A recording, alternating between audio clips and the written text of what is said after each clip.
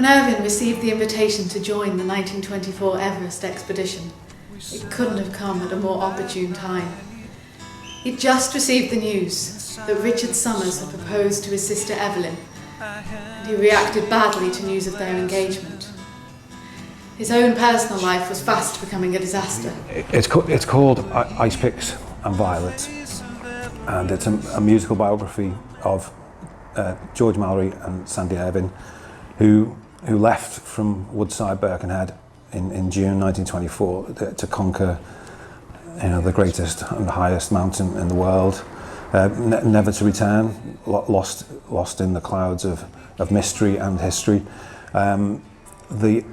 Today, debate still rages whether they made it to the top, and that's why that's what drew me to it, and that's what draws the audiences along. It's there's still it's kind of, this show already is in a quite in-demand show, because we have our own theory of what happened, and it's just as valid as anybody else's, and people are fascinated to hear it. Well, I'm actually the narrator of the piece, so right. I tell the whole story, and Dean sings the songs, and he's even let me, because I have a background in singing, I'm even allowed to join in on one of the songs, so it's not just narrating, it's singing as well. Yeah. And but I tell the story, and it is the story of Mallory and Irvine and their assault on Everest. It was actually Mallory's third go at getting up Everest, and so that's the one we focus on.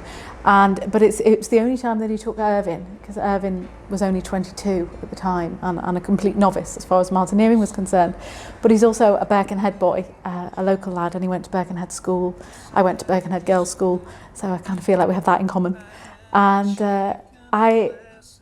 it was Dean's idea to really focus on Sandy Irvine as part of the story, because George Mallory is extremely famous, a very famous mountaineer who was very famous at the time, he was something of a celebrity, and he's very famous still in the world of mountaineering. So most people have heard of Mallory, but not everyone has heard of Sandy Irvine, and they were both lost on the same expedition, doing the same mission to get to the top of Everest.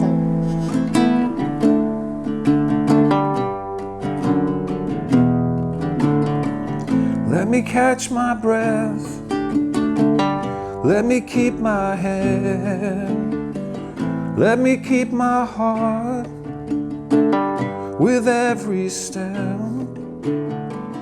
May the world look up to where we stood, and may there be no doubts in the history books. We made our way on Ascension Day, you and me, the hard way.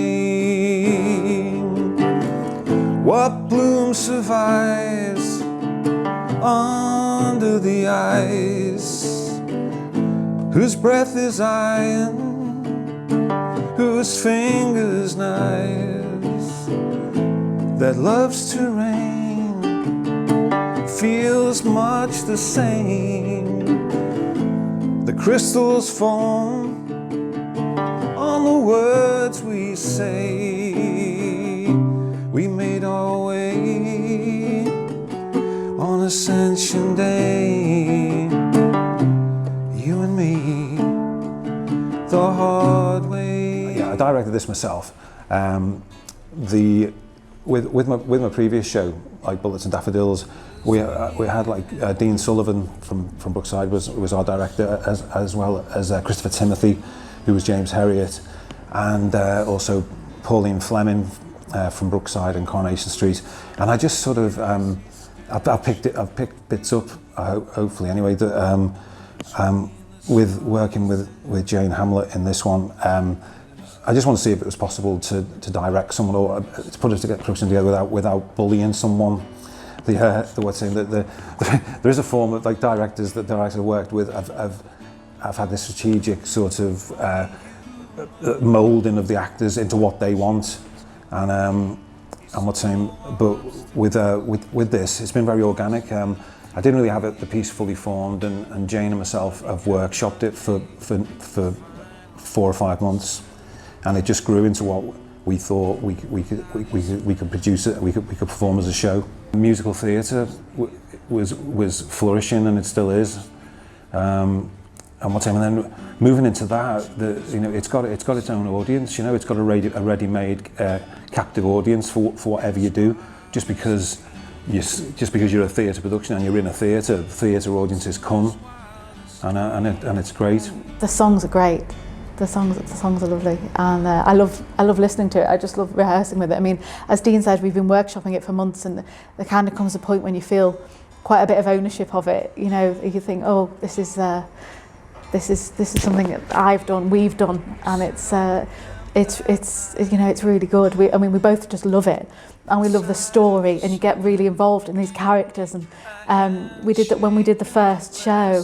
We were backstage, and I was thinking, God, I hope we don't let George and Sandy down. They sort of like become members of your own family. You start to really care about them, and it's been fascinating to find out about their lives. I mean, I'd heard of them because they were local, but I had no idea the incredible people that they were and the things that they did. Mallory fighting at the Somme, and that would be enough for one lifetime. Surviving that, you'd think, okay, I'll just go and live quietly the rest of my life now. But no, he wanted to climb Everest. They were just incredible men, quite inspiring. And to tell that story, it really feels like an honour, to be able to bring them to life for people.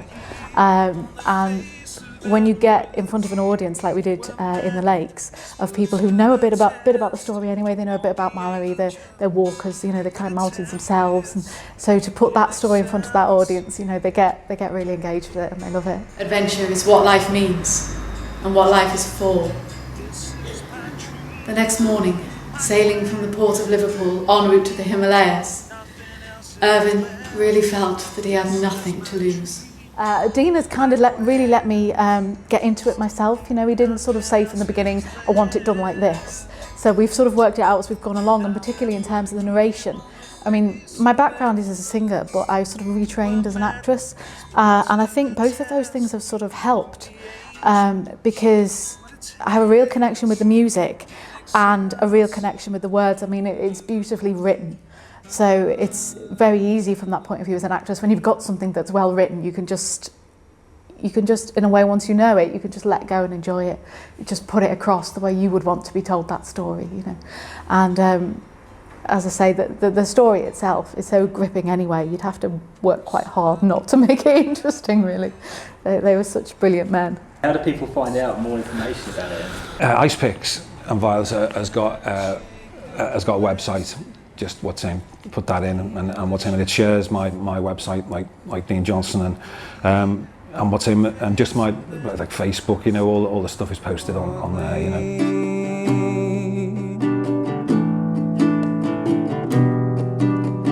Love, don't let me fall.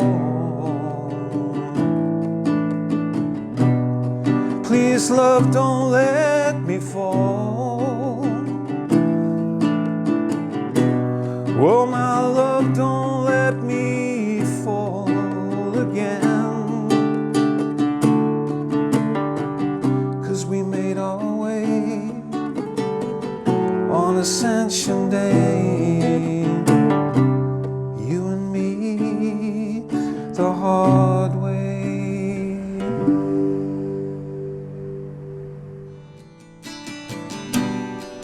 Please, love, don't let me fall.